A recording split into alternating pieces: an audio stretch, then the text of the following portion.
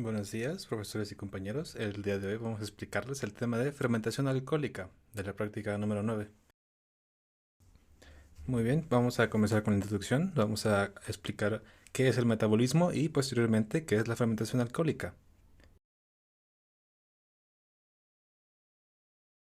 El metabolismo es un término utilizado para describir todas las reacciones químicas que se producen dentro de una célula u organismo. Estas reacciones son responsables de la conversión de los alimentos en energía y los bloques de construcción necesarios para el crecimiento, mantenimiento y la reparación celular. El metabolismo podemos dividirlo en dos procesos principales, el catabolismo y el anabolismo. El catabolismo consiste en la descomposición de moléculas más grandes en moléculas más pequeñas, liberando la energía en el proceso. El anabolismo, en cambio, consiste en construir moléculas más grandes a partir de moléculas más pequeñas, para lo que se necesita energía, comúnmente ATP. La descomposición de las moléculas alimentarias durante el catabolismo produce energía en forma de ATP, trifosfato de adenosina, que la célula utiliza para diversas funciones. El anabolismo, por su parte, utiliza esta energía para construir moléculas como proteínas, carbohidratos y lípidos necesarios para los procesos celulares.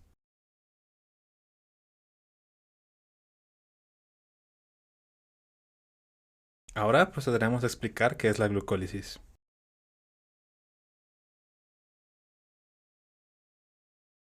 La glucólisis es la descomposición anaeróbica de la glucosa en ácido láctico o etanol. La glucólisis es la etapa inicial de la descomposición de la glucosa. Comúnmente es encontrada en todas las células. La glucólisis ocurre en ausencia de oxígeno y puede proporcionar toda la energía metabólica de los organismos anaeróbicos. Sin embargo, en las células aeróbicas, la glucólisis es solo la primera etapa de descomposición de la glucosa. Dan como resultado la descomposición de la glucosa en piruvato con la ganancia neta de dos moléculas de ATP. La degradación glucolítica de la glucosa es la única fuente de energía metabólica en algunos tejidos y tipos de células de mamíferos, por ejemplo, eritrocitos y espermatozoides. Algunos tejidos vegetales se modifican a sí mismos para almacenar almidón, como los tubérculos, y algunas plantas acuáticas. Estos obtienen la mayor parte de su energía de la glucólisis. De igual forma, los microorganismos anaeróbicos dependen completamente de la glucólisis. Ahora nos enfocaremos en lo que es la fermentación alcohólica.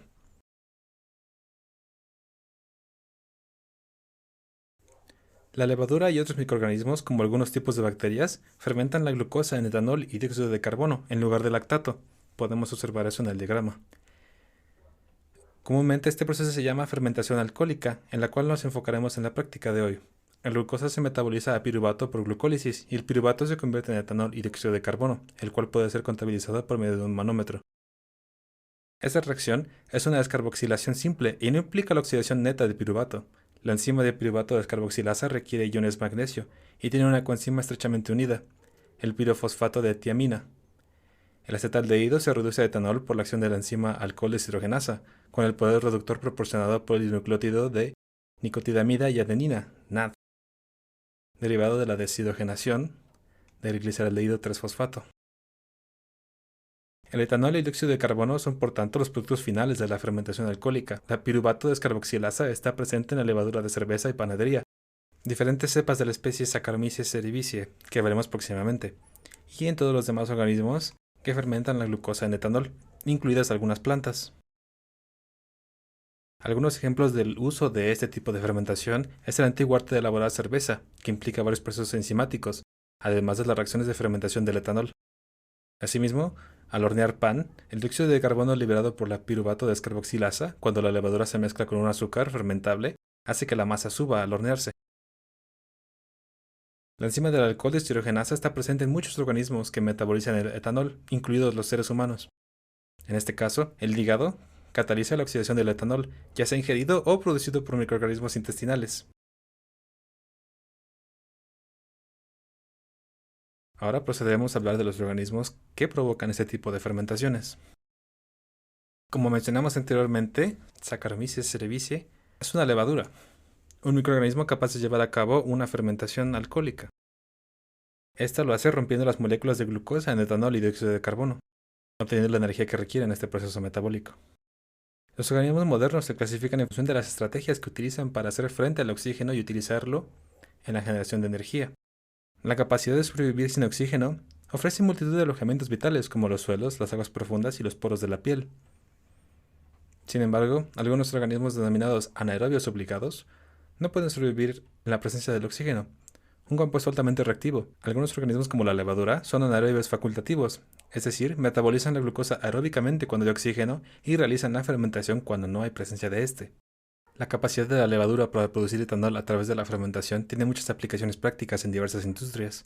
Por ejemplo, la fermentación alcohólica se utiliza en la industria alimentaria para producir vino, cerveza y otras bebidas alcohólicas. En la industria farmacéutica, el etanol se utiliza como un disolvente en la producción de fármacos y otros productos. Además, el etanol se puede utilizar como combustible, ya sea solo como aditivo a la gasolina.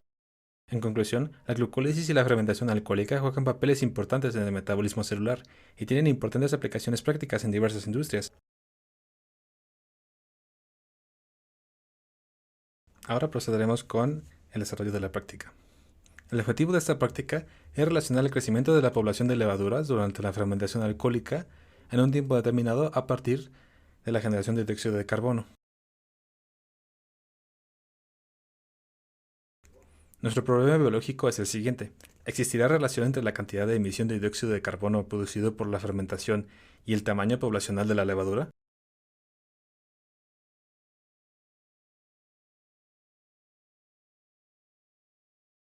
La hipótesis es la siguiente. Si la levadura realiza la fermentación, entonces, a mayor concentración de dióxido de carbono emitido, habrá mayor evidencia de crecimiento de estos organismos por la disponibilidad de glucosa, es decir, el reactivo que vamos a utilizar en la práctica, la melasa. Los materiales son los siguientes: frascos conserveros, tubo para recolección de gas, tapón horadado, suspensión de levadura al 14%, 20 mililitros, cinta masking tape, solución de melaza al 12.5%, 100 mililitros, manómetro de vidrio, papel milimétrico, matraca Erlenmeyer de 150 mililitros.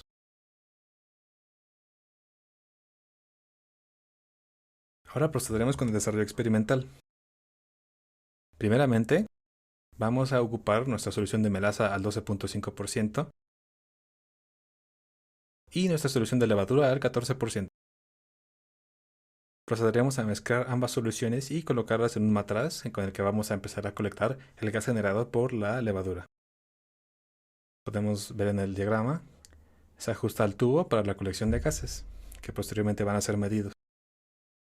Vamos a anotar el tiempo en el que se ajusta completamente el matraz y dejaremos pasar unos minutos. Se anotará el tiempo en el que se desprende la primera burbuja de líquido en el matraz. Posteriormente, cada 3 a 5 minutos se registrarán los milímetros de desplazamiento del agua en el manómetro. De estos, realizaremos una gráfica con las lecturas en milímetros y los intervalos de tiempo en los que estos fueron logrados. Se asignará al eje X el tiempo que ha transcurrido y al eje Y los milímetros de desplazamiento del agua en el manómetro. Estas serán nuestras referencias y muchas gracias por su atención.